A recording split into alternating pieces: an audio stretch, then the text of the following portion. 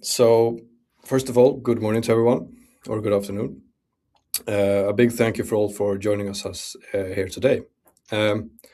We know that NIS2 and OT security are currently high on the agenda for many organizations, and especially if you're operating within critical or operational environments, right? And that's something we consistently see right now at Advania, is that many of organizations we're dealing with are trying to understand what this actually means in practice. So that's really the reason for today's session. We wanted to keep this discussion practical and grounded in the kinds of challenges we actually see within the organizations and what they're dealing with today, revolving OT environments, suppliers, remote access, visibility, and also operational resilience. And to help us with that, we're very happy to host this session together with Cyolo and Nozomi Networks.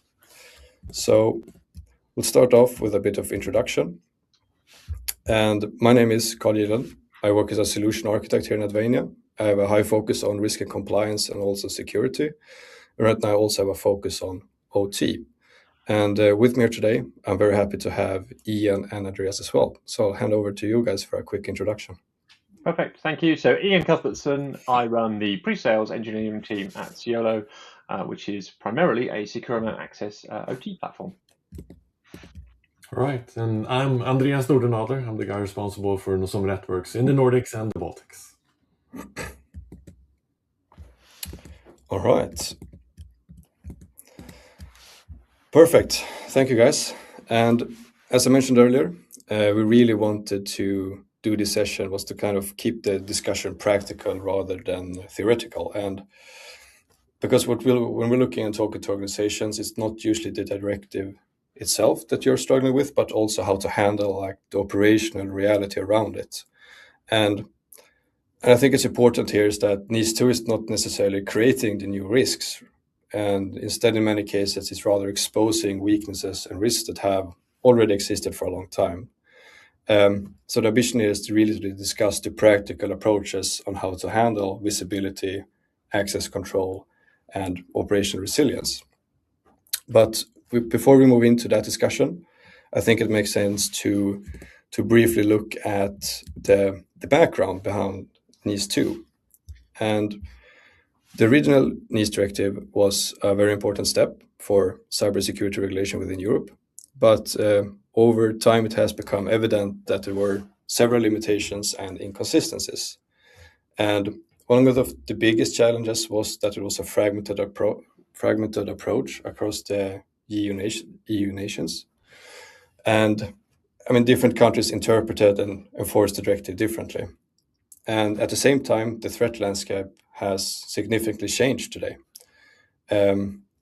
We see much more connected environments. We have stronger dependencies between suppliers and third parties, and also more cyber attacks targeting critical infrastructure. So what does the EU really want to achieve here? And it's basically a more consistent and resilient baseline across Europe. That includes improving cybersecurity maturity, strengthening operational resilience, increasing accountability, and also making sure that organizations implement a more structured and measurable risk management in practice. And that's why it becomes so relevant today. And because of that, the scope of NIS2 has also significantly broadened since before, which brings us into the distinction between the essential and the important entities. And I think one important thing here is that the scope has broadened, and we can see a much more larger range of sectors being involved. And while there is a distinction between the essential and the important entities, which I will hand over to Andreas to in a minute to explain, the expectations are fairly similar. There are some differences, mainly revolving supervision and reporting obligations. But one important thing here is to highlight is that US organization does not need to be directly classified as one of these to still be affected. If you provide services into these sectors, support critical operations or are part of the supply chain, you're very likely to going to face similar expectations. And Andreas, maybe you can help here to explain a bit more around the differences between these kind of entities. Sure, absolutely. And there are differences, but the differences are mainly in reporting and the requirements. The overall requirements in NIS2 affects everyone here, including the supply chain towards these type of entities. And we'll come to that a little bit later in the presentation as well. But I think looking at the participant list for today's webinar, not all of you are directly either an important entity or an essential entity, but I think all of you are actually delivering services or products to these entities, which makes NIS2 come into play for you as well, because these entities are going to be regulated in making sure that they comply with NIS2, including their supply chain. So, but we'll come a little bit more to the different entities and the requirements later in the presentation as well. Perfect. Thanks a lot, Andreas. So what will you learn today? We want to translate some of these key NIS2 requirements into real OT use cases and how Nozomi Networks and Cyolo can help you out with that. So the first two that's going to be on the topics is risk management and asset visibility. And we also have continuous monitoring and threat detection, which Andreas will dive deeper into. We also have the supply chain and third-party access controls and secure access and identity-based controls, which Ian will get into revolving Cyolo. And then also we have instant response reporting, which is kind of a converging topic for both of them, or for all of the use cases, right? And if you have any questions during time, feel free to post them in the chat, and we'll try to answer them as we go, or we'll have a Q&A at the end if time allows. And with that, I will hand over to you, Andreas. Very good, thank you. So if we look at NIS2 and requirements that are valid for all entities and translated into sort of an OT language, it's all going to be focused on managing the risk within your environments. And that includes having policies in place for security, for risk management, have processes in place for things like incident handling, managing OT supply chain security, having security within your OT networks and OT systems, etc. And it's sort of interesting to see looking at NIS2 that there's certain areas that are pinpointed specifically, although NIS2 does not tell you how to do things, but in NIS2, it's mentioned that you should be following some industry frameworks or best practices, and including within that is OT access control that Ian will talk more about, but also OT asset management and this whole part of understanding your network and vulnerabilities. So if we go to the next slide, Carl. Overall, all NIS2 does is to make sure that organizations start to estimate their risk. So risk overall is, and this is something that's mandated by NIS2, that you need to understand the threat landscape. You need to sort of estimate the likelihood of an event that could cause harm, which includes understanding what are the threat actors that are out there, what kind of industry are you in, what kind of threats are towards that industry or your geographical locations. All of that understanding of the likelihood is sort of the start. You then move on to understand your vulnerabilities. So what is the weaknesses that you have in your environments that you need to protect against those threats? Then third part is to understand impact. So what could happen if someone actually uses any of those vulnerabilities that you might have? And then is the fourth step, which is really where NIS2 focuses, is on what controls do you need to put in place. So that's the previous slides. Those controls need to be put in place according to NIS2 to actually control the risk. So if we go to the next slide again, Carl. So sort of the Nozomi Networks way of approaching this is a 4-step approach, where the first step is to understand your risk, then to assess your risk posture, then put controls in place, and then monitor that over time. So if we go into the details of this, and if you go to the next slide again, Carl, thank you. So risk identification is really the core things of what Nozomi Network provides. So it's really hard to estimate your risk if you don't know what you have. So having an continuously updated asset inventory and communication inventory is sort of the first step you need to put in place. So that's sort of maybe the first practical tip here in this webinar. make sure that you have a complete and updated asset inventory and communication inventory. You then move on to, of course, identify vulnerabilities. If you know what assets you have, how communication happens within your OT environment, then you can start identifying your vulnerabilities. On top of that, then you can put threat detection. So actually create alert if someone is using any of those vulnerabilities or behaving in a malicious way, including control over remote access. So that's the first step. Looking back a few years at Nozomi customers, this is where most customers were. Where customers are today is that they're moving to the second phase, which is risk assessment. Because it isn't enough, and especially not if you want to comply with NIS2, to just understand what assets you have and then detect if someone is trying to use any of the vulnerabilities that you might have in your environment. But you need to also understand the risk of that. So risk assessment includes things like risk score calculation and customization. So really picking out the parts of your OT environment, the assets that are your crown jewels. Make sure that you have a focus on those, because they will then, if we go back to one of the first slides in impact. So what would potentially happen if someone uses vulnerabilities in those high risk assets that you have? You need to do that risk assessment, and then you need to put controls in place. So you need to then prioritize where to focus your budgets, your efforts on mitigating that risk to lower your overall risk.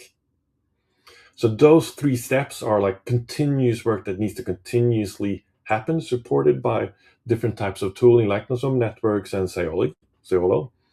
But then you want to get, of course, to the fourth stage. And this is really how you comply with NIS2, or how you prove that you're actually complying with NIS2, is to monitor your OT risk over time, so that you can react if your risk goes up. You need to be able to prove that you have a process in place, that you actually are looking at your overall risk over time. So risk monitoring becomes sort of the end game here overall in complying with NIS2.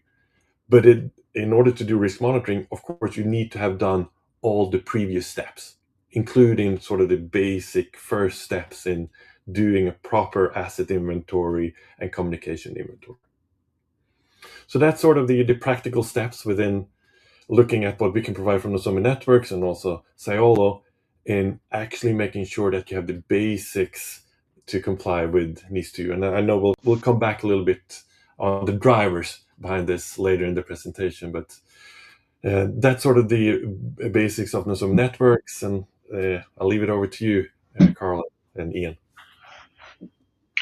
Wonderful, thank you, Andreas. So I'm going to touch on a little bit of how Cyolo can help with NIS2, and actually it's really complementary to what Andreas has just told you. So the visibility, the understanding, everything that's there, and the actions you're taking kind of build up from one direction. We tend to come from the other direction with enforcement and controls, and they meet beautifully in the middle if you can push both programs at the same time. So I've come up with 5 areas I think we can help that are directly relevant to NIS2. So about how you control the access to the systems, look at third parties, limit some lateral movement, and provide all the audit trail and evidence associated with it. And there's a little bit how we work with or without some cloud dependencies. So Carl, if you could dive in, I'll go through the first one. Please ask questions as you go if you have anything you'd like to know. And this is a very high level idea of what we can do. So the first one is about controlling access without creating identity islands. So in OT, identity islands are incredibly common. Shared username and passwords are still incredibly common. And we want to avoid that and allow you to grant access to assets in OT with strongly authenticated identities that don't create new islands of identity. So Cyolo allows you to leverage everything you've already got, be it Active Directory, Enter ID, Okta, Ping, whatever it might be, in a really granular way. And you can have different identity sources for different groups of people accessing assets. And you can even authenticate in multiple different ways. And you can add MFA on top of existing. So perhaps you've got Active Directory and you want to add some MFA on top of it. We can let you do that. And you can even create, just-in-time user accounts for third parties and those sorts of things. So the idea is that everything is least privilege. You can call it zero trust if you want. There's no standing access to systems. There's no network level access. It's a user to asset access flow with an identity that you're happy with, that is strongly authenticated, that is ideally already known to that user. So they don't need to go leverage something else. And critically, if there is a shared credential on the back end, then you're going to have some legacy systems which will mandate that. We'll inject that into those sessions so that you don't have to share those shared credentials with anyone. Cool. Do you want to move on, Carl? Excellent. So the vast majority of people talk about third-party access, and third-party access is one of the areas inside NIS2 that is kind of mandated fairly heavily in terms of what you do with it. So controlling that access is critical, and it builds on what I first talked about how you don't have those standing sessions, you don't have that network level access, but actually you're taking each vendor or contractor or integrator or whatever they might be, you're authenticating them in a way they already understand, but then giving them really granular access. But making it easy is really important, both easy to manage for the people in the plant, but also easy for the third parties to use, because I'm sure, as you know, if you make something hard, people will just work around it. So we're really focused on browser-based access, and so just literally single clicks from a browser, no clients to roll out, really easy to get third-party access, but with the controls that we talk about later on. So things like supervision approvals and monitoring and logging and transcription of what happened in there. So critically, to answer the question in NIS2, who accessed what when, becomes much, much simpler than what most people are doing today still, which is a mixture of third-party provided VPNs and things like that. Cool. We move on to the next one. So this one's a little bit more interesting, and it'll actually link back to something that Carl's going to talk about at the end. So one of the challenges when you grant third-party access is how do you then control where they go from that point? And segmenting an OT network is notoriously challenging. So this is hinting to upcoming capabilities, which should be ready in about 2 months. They're pretty much ready, but they should be fully ready in about 2 months.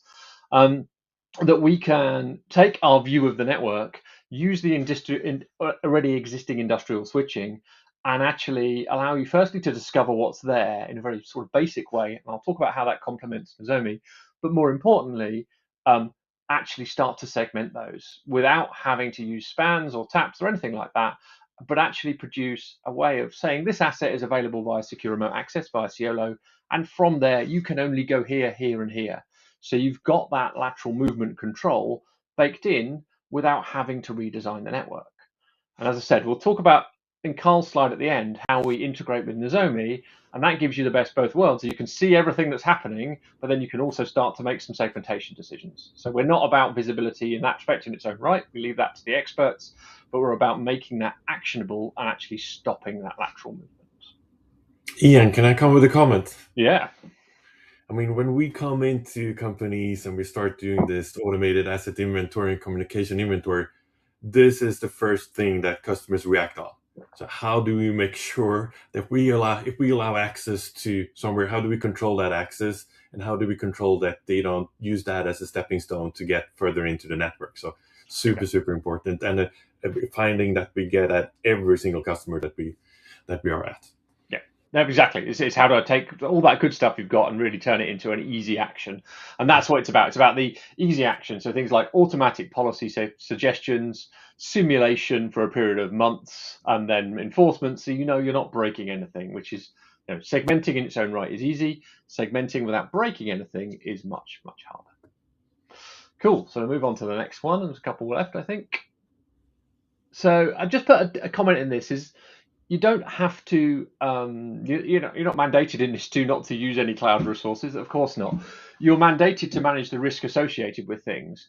One of the things that we do differently is we allow third parties and things to gain access if you want to, or external users, but you don't have to. It can be completely on-prem, not cloud connected at all. But if you do, we will route those connections externally, but we never host anything. So what I mean is all your secrets, keys, policies We have no insight into any of those. So if anything went wrong with us, there's not a problem with that. So you can basically get the benefit of third-party access in a very easy browser-based way without having to compromise that. And critically, if you think about NIS2, without having to then look at the mitigation techniques and the compliance requirements of all those cloud providers you've got, because we have access to nothing, it becomes a non-conversation. So it fits pretty much perfectly into the OT space. And that's obviously what we do, because you're generally more cloud averse. Cool. And then the last one we'll move on to. And then it kind of goes without saying, but it really shouldn't, because if you look at an awful lot of the requirements, they're all about that auditability. So we bake that into everything we do. So obvious things, auditing of who did what, when, where, and logging, etc. Sharing those logs with your SIEM platform of choice or whatever you want to do, so you can make them really actionable in the SOC. But also things like approving, so you can approve who's come into the network at any time, who did the approval, when, why, what did they approve. But then more interesting, recording the sessions and then transcribing those sessions automatically. So if I allowed Andreas into my plant and he was going to go and add some users to an engineering workstation, and he actually suddenly started patching that engineering workstation or editing the registry, I can then alert on the fact that, well, he said he was going to come and do this, and he's actually come and done this. So you get a really detailed audit log of what happened, which is going to demonstrate that compliance in a much better way. Wonderful. I think this, in another comment, Ian, this is also rhymes really well with what we see as well. Having that sort of historical view of what happened, having access to those logs, because that's another challenge within OT. So who's watching what, and how can we prove what actually happened? It could be a simple thing as when did this asset start talking in the network, all the way to who was accessing that asset and doing that change in the communication. So yeah. Yep, exactly that. So piecing those two bits together gives you a really great view of this created to this point, it's done this, it's talking to these devices. Oh, and this person was accessing at the same time. It actually gives you an ability to understand the full story, not just half of it. Yeah. Mm-hmm. Cool. All right, and I think I'll hand back to Carl now to work at one of the integration points. Yeah, so perfect. Thanks a lot, guys, for really interesting topics. And so how can all of this then fit together, as Ian mentioned, and Andreas as well, is that if we look at this slide here, we can basically see it illustrates quite well how both visibility and access governance really can start working together in practice. So what we typically see in OT environments is, as you can see here on the right, the mix of PLCs, HMI, SCADAs, robots, etc. And the first step, of course, is visibility, as Andreas mentioned. And Nozomi can continuously monitor that OT environment, pull in asset data, network communication, vulnerabilities, and risk context, and basically create a good understanding of what actually exists in the environment and where risks also may exist. And then you can then pull that risk context and asset data into Cyolo. And from there, you can use that context when managing access and applying policies around who should have access to what system, under what condition, and with what level of privilege. So what this means is basically instead of a broad network level access, you can then move towards a much more controlled and also risk-aware access management process. And I think if you connect this back to NIS2, I think it supports several key areas within the directive, especially revolving visibility, risk management, access governance, and third-party access. Anything you want to chime in here with, Ian or Andreas, before we move on to the drivers? I think you've covered it really nicely. It's been able to take that really intelligent risk data based on vulnerabilities and things, and then actually make it automatically actionable. And that's what we want to do. Something worth mentioning is maybe on CPS assets or cyber physical system assets, is that what we see with customers as well is the definition of what is their actual OT critical environment is broadening.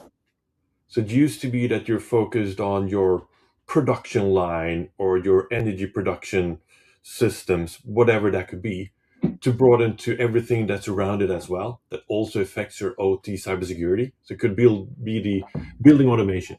So if you're running a data center, yes, you need to have control over your heating, ventilation, and all of that as well, surveillance cameras.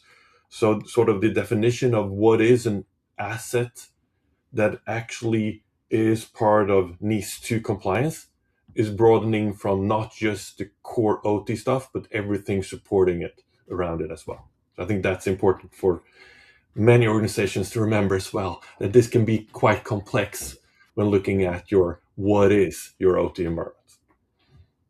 Perfect. And I think we have some questions in the chat. So I have one from Julian. I think maybe you, Ian, can answer that. So how Yep. does the asset risk score from Nozomi actually influence the access decisions in Cyolo? And is it a real time or does it require any manual review is the question. So it's a real time thing. I'll always caveat it with an element of the truth. We've built 95% of this, and it's not quite in your production build today, but it will be very soon. Is it will consume those risk scores. They'll become fields in our asset database, for want of a better term, and then the policies can reference those fields. So you can quite easily build a policy that says, if the asset risk score is low, then users on the internal network can access without authorization. But if that asset risk score changes, those users might require authorization that time or come from a certain GOOP. So it can be built into those policy elements, and you can choose how and when to apply them. Perfect. And I think we have time for maybe one more question, and maybe this is towards you, Andreas, is that can Nozomi detect a threat on a level 0 device like controllers, field bus, foundation device? Very good. Good question. So in general, the way Nozomi networks work is that we use the network as the primary data source, but we also have agents. So when it comes to level 0 devices, yes, we have what we call ARC that can be installed on certain RTUs and PLCs. There we get that full visibility into that asset when we actually run asset container on that asset, if we don't see it in the network traffic. So the answer is yes, but it also is an answer that depends on what you actually have on that level. So strange answer, but the answer is yes. Let's look at your environment to see how deep we can go. Yeah. Perfect. So I have another question from Julian. I think we might run out of time, but maybe we can talk more towards the end or afterwards, and we can connect revolving that. And it's basically on how much effort is it to complete integration. I think we can have a follow. It's really simple. Yeah. You basically go and add the Nozomi API key into Cyolo, and it will go and talk to Nozomi and grab the details. So it's minutes of effort. It should be. Good answer to you. Okay. Thanks. Yeah. Perfect. Thanks a lot. All right. So I want to finish up with talking a little bit about the drivers behind the NIS2 directive. And I think it's important, as we've covered here, it's not only a recommendation framework, it introduces significantly stronger enforcement. And I think while there are very hefty fines here, up to 10 million euros and 2% of worldwide annual turnover, I think often, when at least what we see, is that the financial penalties are maybe not usually the main concern here in reality. The bigger concern is maybe operational disruption, reputational impact, or maybe increased scrutiny and pressure from authorities. And I think that is also why governance and having these kind of tools in place is such an important part of NIS2, because authorities will also have broader capabilities around inspections, audits, security assessments, and requests for operational and cybersecurity related information. So in overall, I think the directive is quite clear that organizations are increasingly expected to demonstrate structured, measurable, and also operationally anchored capabilities to tackle the NIS2 directive. And so with that, I want to basically round off this conversation. And a big thank you for all of you for joining us here today. And a big thank you as well to Ian and Andreas. I hope this has brought you some insights. And if any of the topics from today are relevant for your organization, or if you found this interesting, please reach out to us, and we're more than happy to set up follow-up discussions. We can have workshops or maybe more technical demos together with Cyolo and Nozomi, depending on where you are in your journey. So to keep the time, I want to thank you everyone again for joining. and hopefully we will continue the conversation with many of you afterwards. Thank you very much. Have a great day.